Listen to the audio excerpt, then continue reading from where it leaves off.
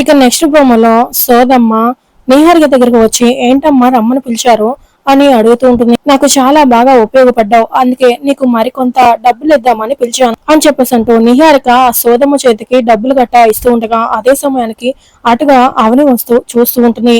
ఇక నిహారిక నువ్వు మరికొన్ని రోజులు కనిపించకుండా మీ ఊరికి వెళ్ళిపో సరేనా అని చెప్పేసి నిహారిక అక్కడి నుంచి కారులో వెళ్ళిపోగానే సోదమ్మ ఆ డబ్బులు చాలా సంతోషంగా లెక్క పెట్టుకుంటూ ఉంటుంది. అంతలో అవని అక్కడికి వచ్చి కారులో వెళ్ళిన దాని దగ్గర నుంచి నువ్వు డబ్బులు ఎందుకు తీసుకున్నావు అని సోదముని అడుగుతుండగా ఆవిడ షాక్ అవుతూ ఉంటుంది. అంతలో అక్కడికి సుజాత వచ్చి ఏమైంది అవని అని అడుగుతూ ఉంటుంది. ఇంట్లో ముక్కు పుడకపోయిందని పెద్ద గొడవ జరుగుతుంది అని అవని చెప్పడంతో సుజాత ఒక్కసారిగా షాక్ అయిపోతూ చూస్తూ ఉండగా ముక్కు పోవడానికి కారణం ఈ సోద అని అవని చెప్పడంతో ఏం చేసింది అని సుజాత అడగగానే అక్షయ్తో ముక్కు పుడకని ధరించమని చెప్పిందంట అని అవని చెప్పగానే ఇక సుజాత మరోసారి షాక్ అయిపోతూ చాలా కోపంగా నువ్వు దాని దగ్గర డబ్బులు తీసుకున్నావు అని అంటే ఏదో పని చేసావని అర్థం, నిజం చెప్తావా నీ తల పగలగొట్టమంటావా అని పెద్ద కర్ర తీసుకొని సుజాత ఆవిడకి వార్నింగ్ ఇస్తూ ఉంటుంది. ఇక దాంతో సోదామ భయపడిపోయి ఇందాక కలిసినామా నాతో ఆ పాపకి అలా చెప్పమంది, అలా చెప్పినందుకే ఆ పాప ముక్కు పుడకని తీసింది, కానీ ఆ ముక్కు పుడక ఏమైందో నాకు తెలీదు